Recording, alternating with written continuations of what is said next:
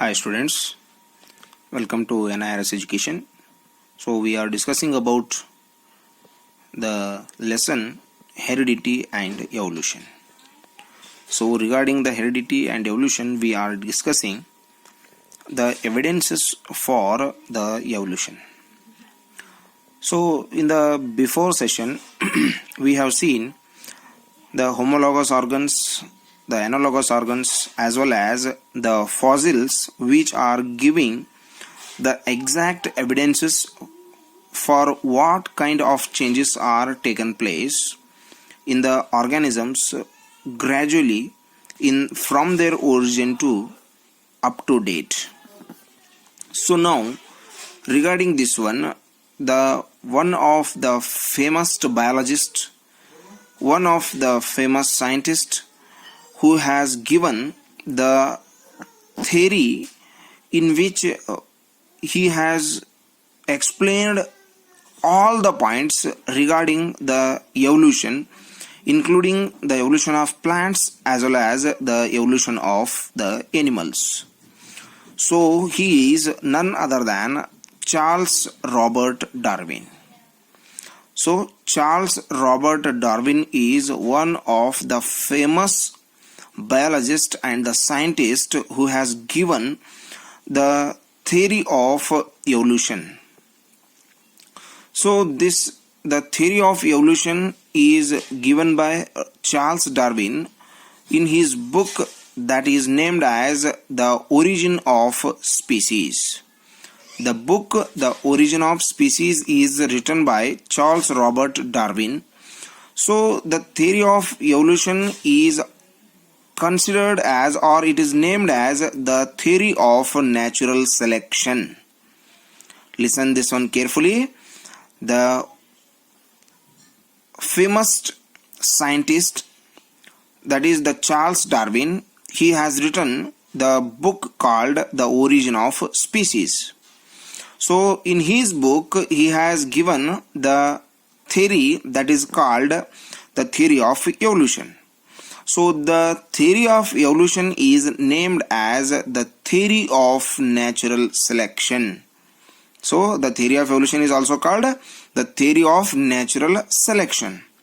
So here the theory of natural selection is called as the theory of evolution is called as the theory of natural selection because it is going to give the idea, or it suggests that the best adapted organisms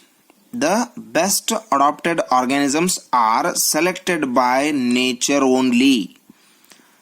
The best adapted organisms are selected by nature to pass on their characteristics. So characteristics means traits. So characteristics to the next generation. Is it clear? So here one more time, listen carefully.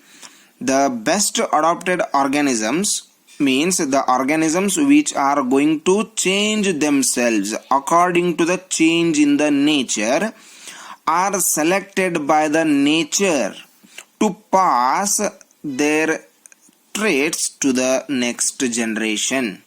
So whatever the kind of characters or the traits are going to change that are adopted by the organism, so that will be selected by the nature itself to pass to the next generation. So the Darwin's theory of evolution is going to apply to all the organisms, including the plants and animals. To the plants and animals, not only the plants, not only the animals, all the plants as well as the animals. So what he explained in his theory. So here one by one we will look at this point. So within any population there is a natural variation. Some individuals have more favorable variations than others. So within any population, any kind of group of organisms, there is a natural variation. Naturally they are going to get the variations. So but among those, some individuals have more changes than the others. Okay, so whatever the characters are present before, so they are going to get more changes than any other organisms. So here the second point is, even though all the species produce large number of offsprings, population remain fairly constant naturally.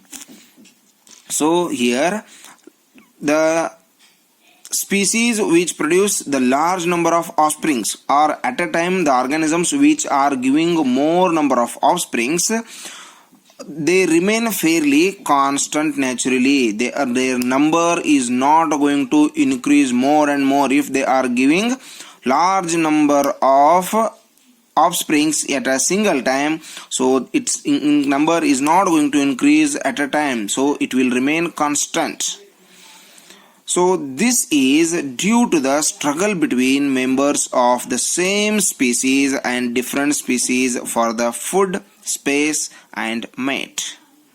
So if a fish is going to give birth to thousands of the young ones at a single time, so among those only some are going to remain constant, some are going to remain live, because there will be competition, there will be struggle between them only for the purpose of food, for the purpose of space and for the purpose of mate.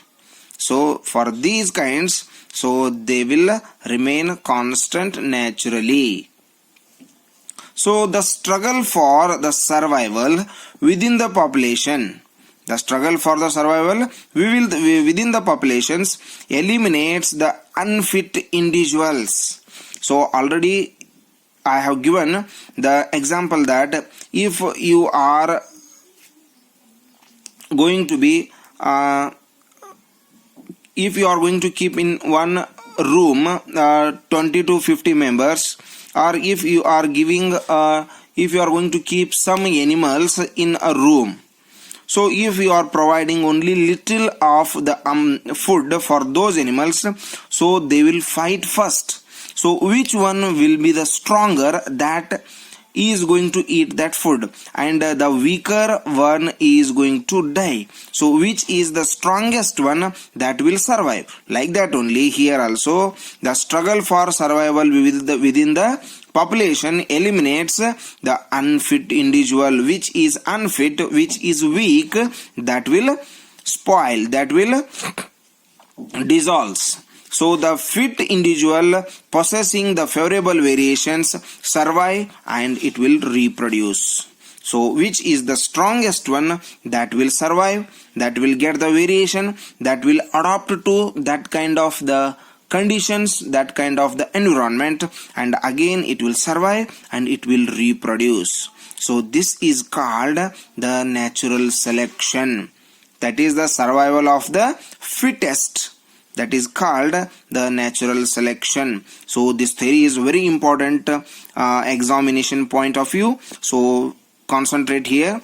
So the individuals having the favorable variations pass on these variations to their progeny from generation to generation. So whatever the characters are adopted by the organism, so those characters will be passed to the next generation. So that kind of the characters will develop in their progeny from one generation to next generation. So these variations, so whatever the variations are taken place in the original organism, so they will be accumulated over a long period of time, so that will lead to the origin of the new species. Okay, so the variations which, when the accumulation of the character is going to take place over a long period of time, so that will lead to the origin of the new species. So here the speciation is going to take place.